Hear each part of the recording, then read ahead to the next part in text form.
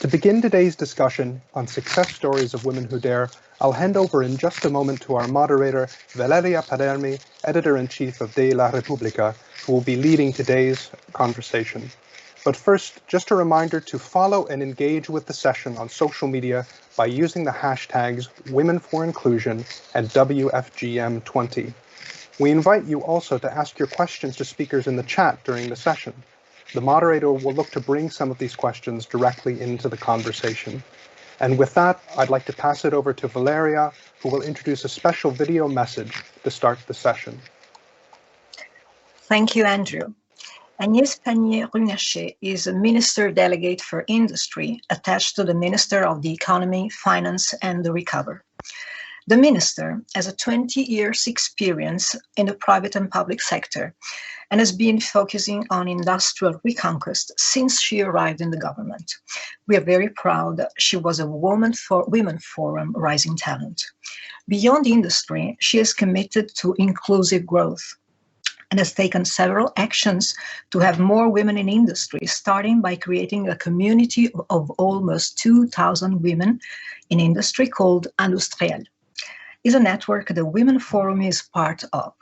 She also experienced the glass ceiling, and we are looking forward to hearing from you, Minister, what daring means to you.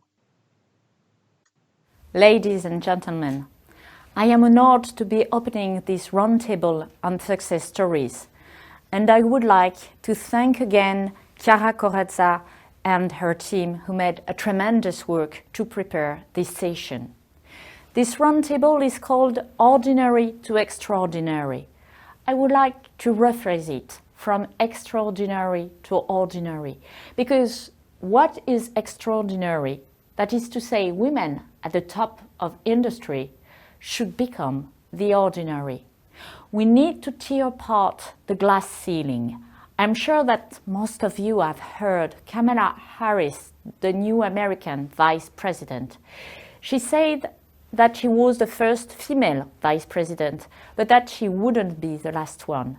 She also said, ladies, make sure you wear your shoes.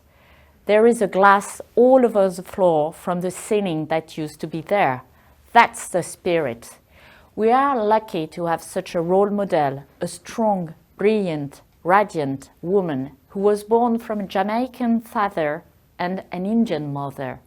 So much diversity built a new face for American government and for all of us who kept a cautious eye on this election. We must hope that she will be able to run for presidency in 4 years from now. She and Joe Biden have a unique opportunity to make history.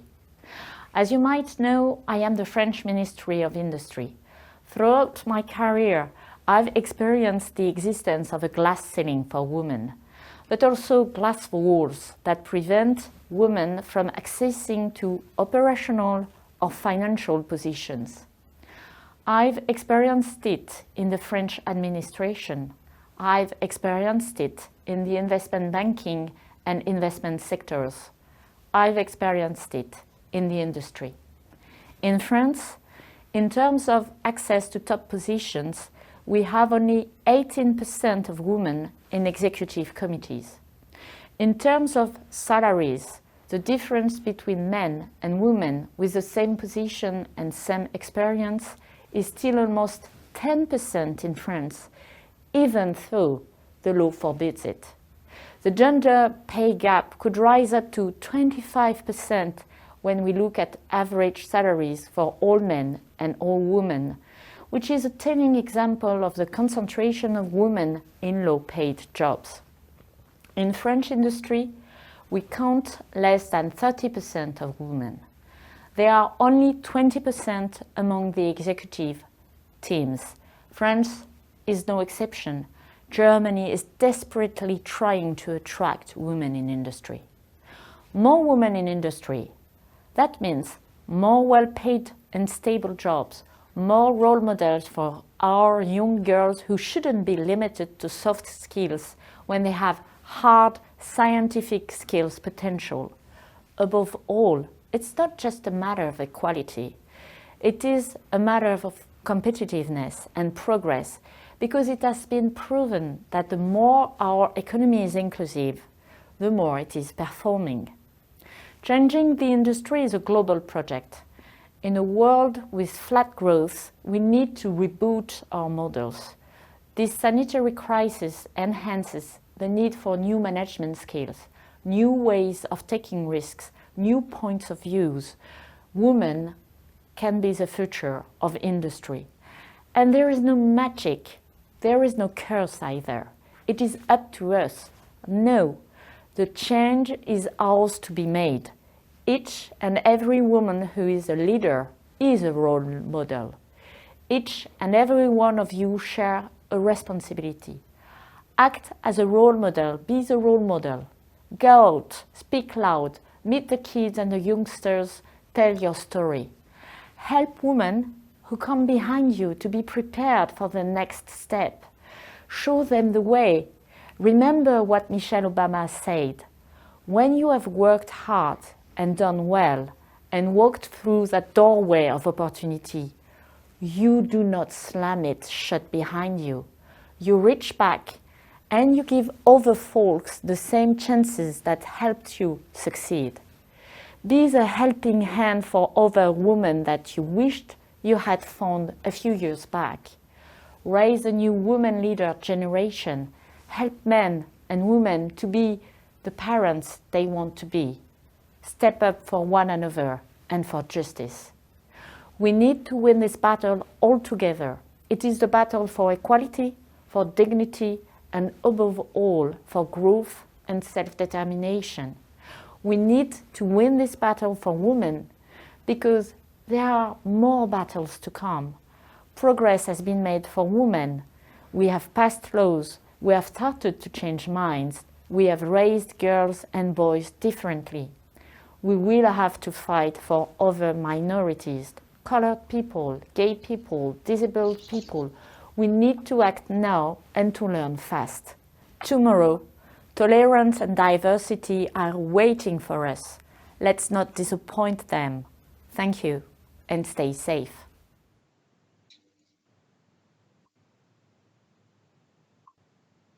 And here I am again.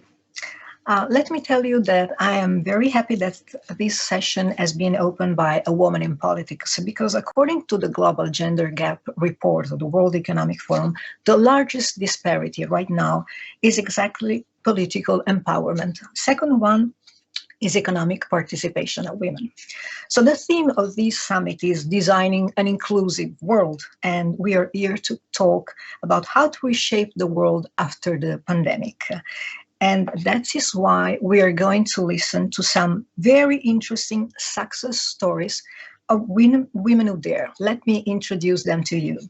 We will have with us Marie-Christine Lombard, who is CEO of Geodis, Jeanne Pollès, who is Managing Director and President of Philip Morris France, and Méka Brunel, CEO of Gecina, to discover how they are leading for a more inclusive world. Welcome. I would like to start with a personal question, well, relatively personal questions, because success stories are personal stories. So I would like to ask all of you, can you tell us if there has been a woman in your life, in your career, who was a mentor to you, a role model, someone who, in a way, helped you make what you are today?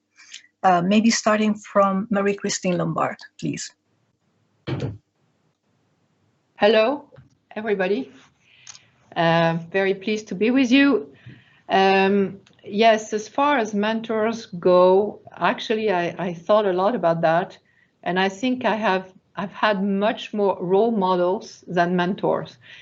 My first role model was definitely my mother, who was a professional woman. And of course, when I was young, I didn't realize what it took in 1950 or 1955 to be a managing director of an insurance company in France.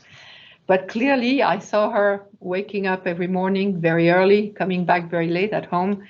And she has been my true role model and probably has inspired me to become who I am today. And of course, there are many other women in my life, writers, philosophers, but not so many women mentor professionally, actually. That was my experience. And that's interesting. Jeanne, Pollès, what's your experience? Good morning, everyone. Well, okay, actually, you know, I have never been managed by a woman when I look at my career, simply because when I joined Philip Morris International, there were no women at leadership position. And, you know, I'm not so old. I joined 30 years ago. So I believe things have changed because today in Philip Morris, you know, worldwide, we are more than 75,000 employees and 38% of managers are women. And if you look at France, more than 40% are managers. So things are changing. But why things are changing? Not by chance. You know, years ago, the company took the subject of diversity and inclusion as a very professional way and put that subject as a business priority. So if I go back to your question, I had the chance to have several leaders, managers in my career who really trusted me, who gave me a chance to learn, develop me and develop my level of self-confidence. And they pushed me in a very challenging situation and world. And in the world, they gave me opportunities to grow. And of course, I took them, not all of them, but some of them. Méka, Brunel, what about you? Any role model, any mentor meaningful in your life? Yeah, first of all, good morning to all. I'm very pleased to be with you guys today. Very similar to Marie-Christine. I had as a role model actually my grandmother, and if I look, my origin is Persian. I'm from Iran. I'm already grandmother, so you can imagine what kind of role model she was in terms of her dedication, the way she behaved. She was working at that time. She was a teacher and running a school as a director, etc. So she was a very strong person, and I never considered that something was impossible for women to achieve, actually. And probably this is what she gave me. Actually, I'm just realizing that today. Probably it took me a lot of time to consider that. I didn't have, of course, a lot of role models, actually, whether scientists or writers or philosophers, whatever. But in terms of mentoring, a lot of men, actually, they have been quite hard with me. They put me in challenging areas. I'm an engineer, I'm a civil engineer by education, and I work on site. By the way, I asked for that. I didn't really realize that they really trusted me to give me those kind of possibilities. It's not because I was not capable, women are not capable, but it was challenging at that time to take, I'm talking about more than 35 years ago, to take those kind of decisions and giving a chance to a woman 1 meter 56 centimeters high to have those kind of, responsibility on site when I was 27 or 28. Believe me, looking backward, I think that they were quite audacious to take those kind of decisions. So, and I had few others in my life, and I'm grateful to them. And I think that it's not about men or women, it's about, giving a chance to everybody to be capable to develop, our best capabilities, whatever they are, at the same time, not considering that this is about charity, just being challenging and giving us a chance to develop our skills, actually.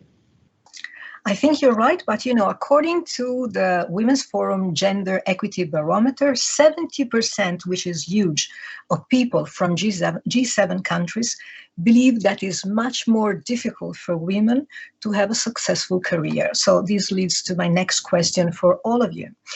Every woman is sooner or later her own personal glass ceiling.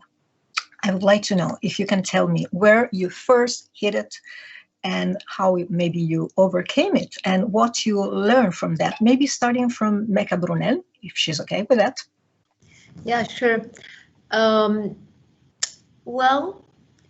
It's very hard for me to tell you where was this glass ceiling. I'm pretty sure that there was a couple of them during my my professional, time and long, career.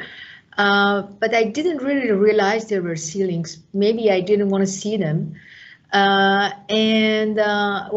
I used to have a North American boss. He was used to say that I never take no as an answer. And each time somebody tells me no, and it happened a couple of times, I didn't consider, and maybe there were glass ceilings, it happened a couple of times. Actually, it didn't happen when I was on the site, when I was working with, the construction site. It happened when I had responsibilities at the office and larger responsibilities, and people telling me that I couldn't do it because they never said because I was a woman. They mentioned, well, you're a mother, you have responsibility, you have a couple of, you have 3 daughters, how you're going to overcome that, how you're going to manage. And it was much more in a very, they felt very concerned about how I can manage to do everything at the same time. And maybe these were the glass ceilings, and I considered that I can manage. And it's actually, it's much more about looking backward. It's about the way you consider that it's very important for you. What is important? I mean, where do you put your priorities? And we should have, as a woman or as a man, actually, the possibility to say, okay, I'm going to calm down for a couple of years and come back, and I will have a later, career. We don't need to have the same pace at the same time, at the same speed, but we do need to have the same opportunities anytime it is offered. Jeanne, Pollès, your own personal glass ceiling, if you ever hit it? Yeah, well, I'm not sure. When I look back, I had really glass ceiling coming from externally, but I put myself some glass ceiling. But I had a career I had at Philip Morris, but I also consider that the company which is putting results before status give also an equal chance to people to grow. To go back to what Méka was saying, I think it's extremely important. What counts is that everybody has the same chance.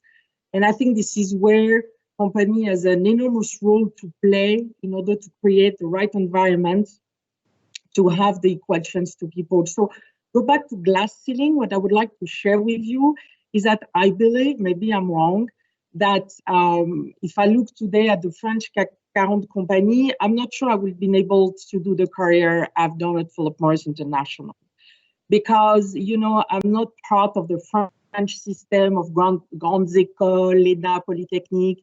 I'm even not an heiress ever. My parents run a brewery in the center of Paris, and it's where I learned effort, courage, a sense of teamwork, organization.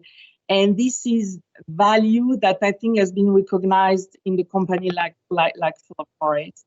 And when I said at the beginning, the only glass ceiling was mine, is that like a lot of women, and fortunately, which changed a little bit with the new generation, which is a good thing, is that we have a tendency always to underestimate our competencies or value. And I have some example that when someone's coming to propose you a job, you have a tendency to say, oh, are you sure I will be able to do it?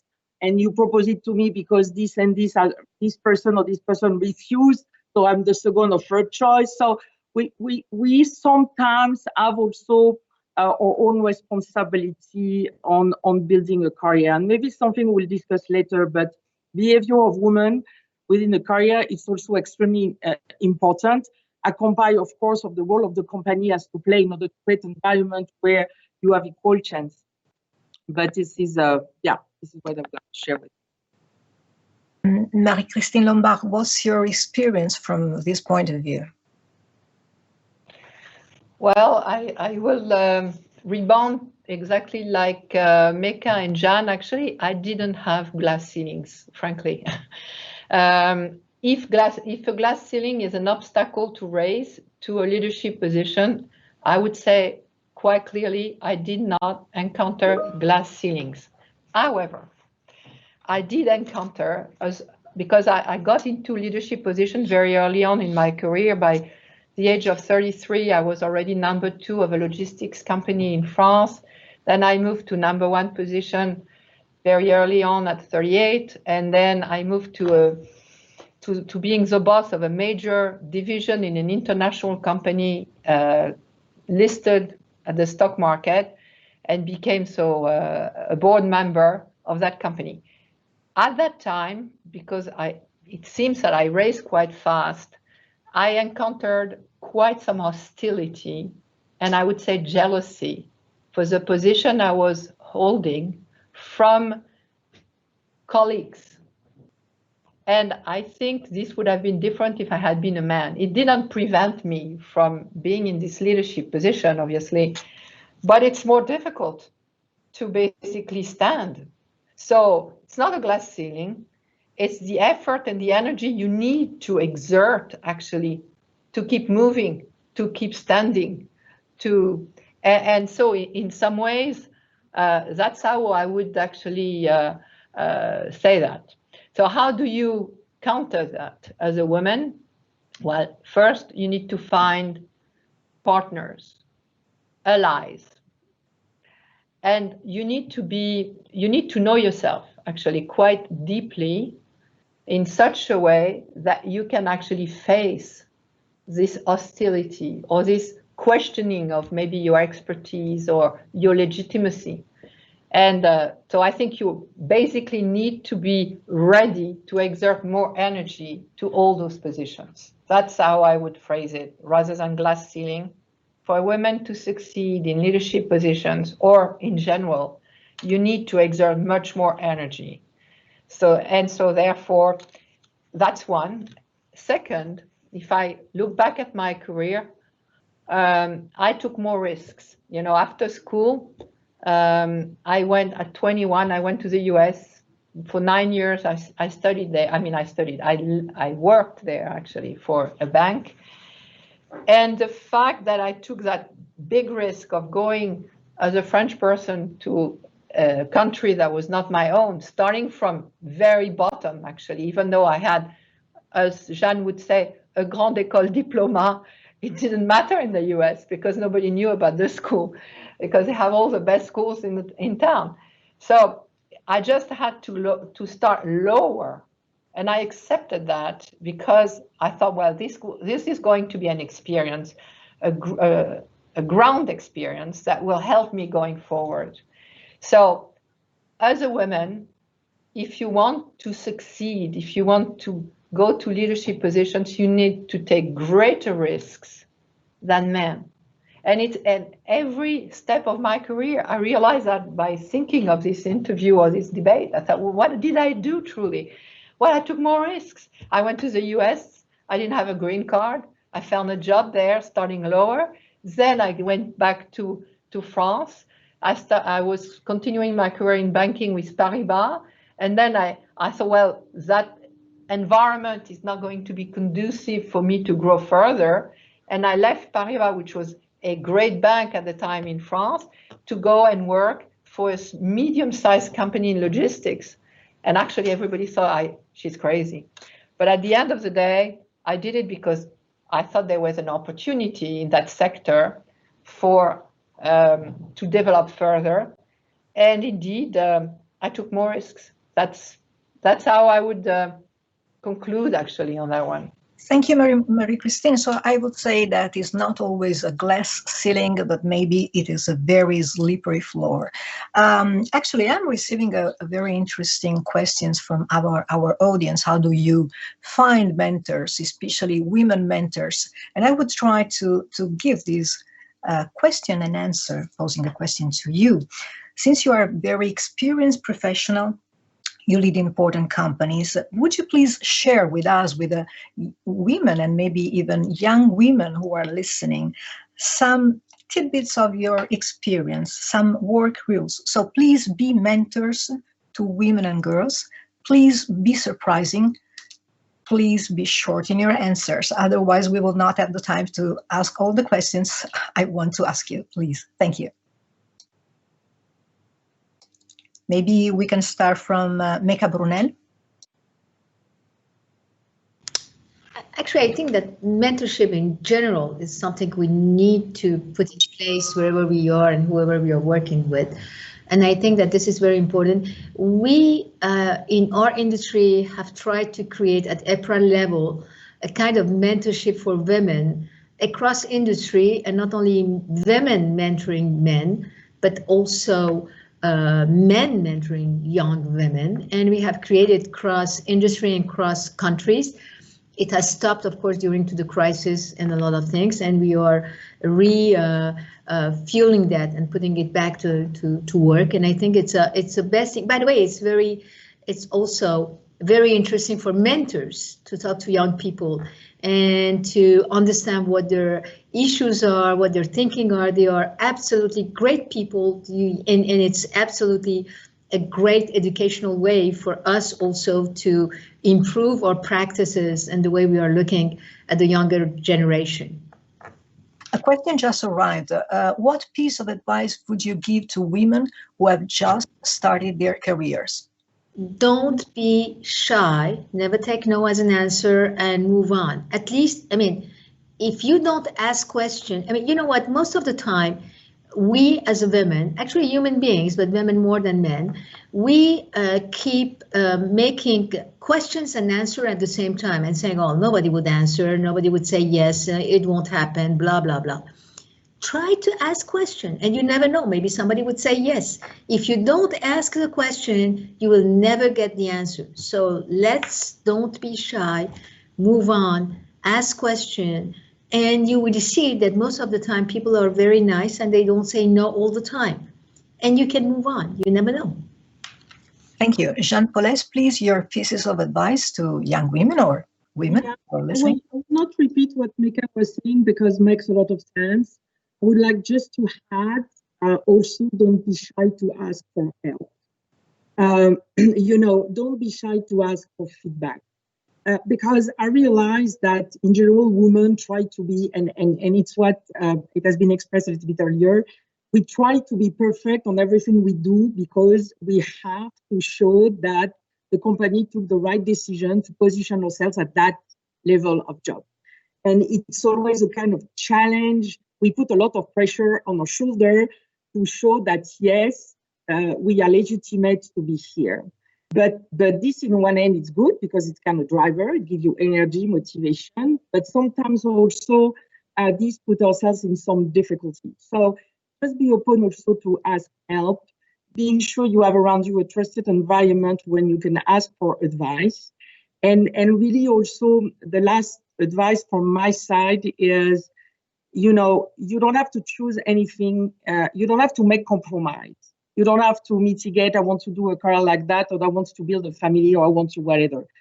Just do what you want to do, put a lot of energy in order to achieve what you want to achieve, and believe that it is possible. Unfortunately, in France, education, and also the fact that we do not see a lot of role model and women at high level of position, because in general, you want to do what you see, okay? But really, think differently and say that everything is possible. The world is for you, and just do it. And yeah, so this is my advice. Everything is possible. Go there and take it. Marie-Christine Lombard, your pieces of advice to young women? Well, a lot of things has been said also by Méka and Jeanne, so I try not to repeat what they've said. I would add, know what is unique about you. Know your unique talents and leverage from it. So that's very important. Don't be a generalist. Try to know exactly what you are excellent at. That's one. Take any opportunities. There's no cap. Often we don't advance because we think of limits. We are afraid, that has been said, of going forward. Don't take away the caps. Therefore, take the opportunities, and to take the opportunities, take the risks. I think the risk-taking for women is critical. There is no doubt that there's more risk to take to be a leader as a woman than there is for men, for sure. And then I would say you need to keep a high level of energy. So never try to keep your passion. Understand what makes you passionate, because we are very good at what we do very well, and what we like to do. So be passionate, be energetic, and try to surround yourself with people that have an entrepreneurial spirit. I know myself, if I didn't meet the guy who was the entrepreneur when I moved to logistics, who actually was a mentor in a way and a role model, I would never have gone to where I am today. So you need to find people that are inspiring, that want to go forward, and that are positive, because leadership is about positivism and energy. So that would be my recommendation. Really choose the people you're going to work for along those dimensions. Are they wanting to develop? Are they wanting to share? Are they positive? Do they have a vision so that they can inspire you and take you a long way with them?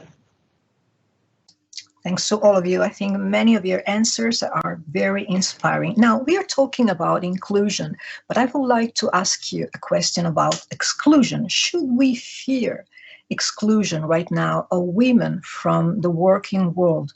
Why am I asking you this? Because I am thinking about smart working, which certainly is a very big opportunity, but I also think as its risks, specifically putting women back home, back to their old uses, like taking care of children and older people. What do you think about it?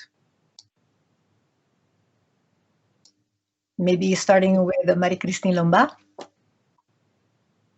Okay, so me again.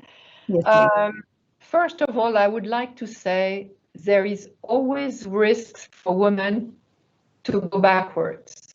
I think we should never take for granted where we are today. We have made enormous progress in Western countries and beyond Western countries, actually, but it is never, never won forever. That would be my cautious word of the day, maybe darkening the picture, but we have seen examples of civilizations, societies going backwards when it comes to women's rights. So that we need to be extremely careful about that. When it comes to home working and the pandemic that now is, by the way, promoting home working as if it was the nirvana, I have to say I'm totally against it. I'm not against home working when it is a convenience, and of course, why not? But if it is a way of working forward, I am totally against it. And not just for women, by the way, for men as well. It's going to be isolating. It's destroying the value of work collectively. You see here we're discussing on the internet. It's not the same as being around a table. We don't see the atmosphere. We don't have the connection. Of course we don't. Okay, and this is what we are promoting for the future. And I will say there is quite a huge danger that women will be much more impacted by this way of working. Because by home working, you're losing the creativity. You're losing the whole. You're losing the inspiration. You're losing the iterative, incremental enrichment of tasks, of activities. So I think we need to be extremely careful as women so that this does not become the norm, because we have to face a terrible pandemic, which, by the way, of course, in this pandemic, I say, yes, do everything to avoid to be contaminated, and therefore we do home working as a parenthesis, but in no way that should be the way forward. You see, I have a very strict view on the matter. Happy to discuss further. Jeanne, Pollès, your personal idea about the risk for women of being excluded from the world of work today. Yeah, so, I would like just to comment on what Marie-Christine was saying. I think with the crisis in Italy, we move from fully on offices to fully at home. And of course, this having extreme position, this is not what we should have, but having a kind of smart work which is based on the choice of everyone to manage the way they want to work at home, at office, or on some shared office or whatever, I think this is the right thing to do.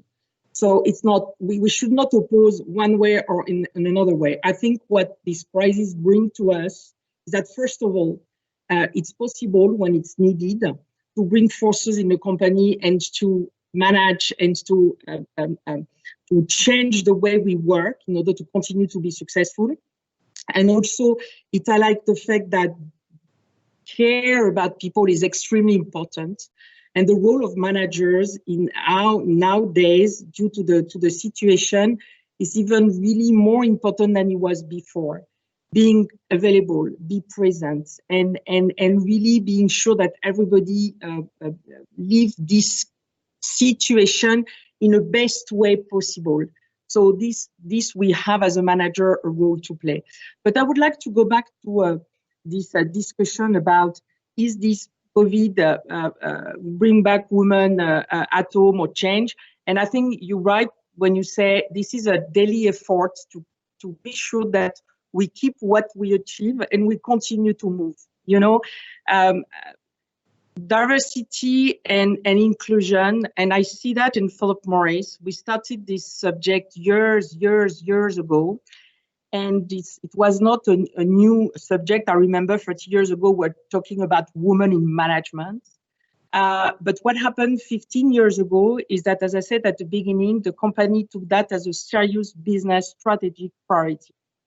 And then what has changed is that a lot of training, a lot of open discussion, a lot of KPIs have been established in the company in order to foster the culture of having an inclusion environment. Because, you know, diversity alone, having a diverse team, it will not bring anything if at the end of the day, the environment you are working in is not give you confidence to take risks, is not give you confidence that what you say is important, is valuable as the same level than others. So, and I see that it's a daily effort. It's a long run to go, and we need to continue to push in that direction. So, yeah. Thank you, Méka. Brunel, your experience about this? I 100% agree with what has been said by Jeanne and by Marie-Christine, and I must say that this is a real danger. The danger is not if some women wanted to stay home, to stay home. Actually, you need to have the choice in life, and this is a way of life you should to pick up whatever you want to do or not. But definitely women thinks that they are super women and they can handle everything, they can do multitasking. Maybe we should accept that we are not super women. We are human beings, we can do mistakes, we do need support from all kind of support, and we shouldn't consider that multitasking is something that we have to cherish and do everything by our own. I'm like Marie-Christine, 100% against working from home. And the reason, and I think it's even more serious danger for women to stay in that area because of what I said, because we believe that we are super women. My dear fellows, do not consider yourself as super women. We do not have superpowers, and we cannot manage it this way. This disconnect from everything else create a lot of sense of we feel guilty about being home, and we feel that we have to do everything at the same time, taking care of the kids, you know, asking for the plumbers to pass by and to fix something which is not doing well at the same time that we are answering to the emails, etc. In 2017, by the way, this is against all kind of inclusiveness, whether you are from some communities, whether from you don't have the right diplomas, you don't have the right, you know, the direction, the right career, whatever. This disconnect from all these things. In 2017, IBM, which has started the work from home for more than 20 years, stopped the working from home and asked everybody to go back to the office.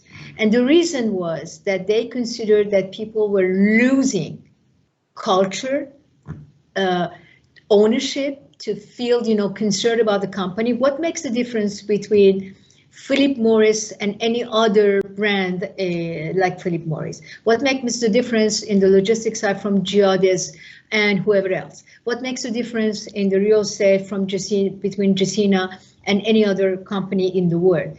If you do not belong to a community, if you do not share some specific time, not only through screens, kind of apero Zoom, you know, or drinking, you know, and clinging the glasses through the screens, it doesn't work. And I think that we need to have a place which should be sheltered. We should have fence in our homes to have time to think, to talk in person with our families, to spend time. By the way, we have also a lot of concerns about confidentiality. Who knows who is behind the screen? I'm sorry, I'm very sorry to interrupt you, but we're running out of time and I only have the time for one closing question. I'm really, really sorry, but I have to ask a question to all of you. Now, what have you learned from the pandemic in your position? What can we build on this new awareness? And do you think there is a way we can turn the pandemic in an opportunity for women? Maybe starting from you, but please consider that we have really just 2 minutes left for all of you. Méka, you first. Good question. I think the pandemic, like all the crises, is not creating trends, but accelerating trends. And I consider that today we need to do more on ESG, to do more on inclusiveness, to do more on empowering the more people, inclusiveness, and creating much more relationship, working more for the environment, for what we have to do in terms of reducing the carbon impact and everything. And I think that today we should be even more keen to deliver the good faster than before and consider that it is time to accelerate rather than reduce the speed and go back and stop everything else.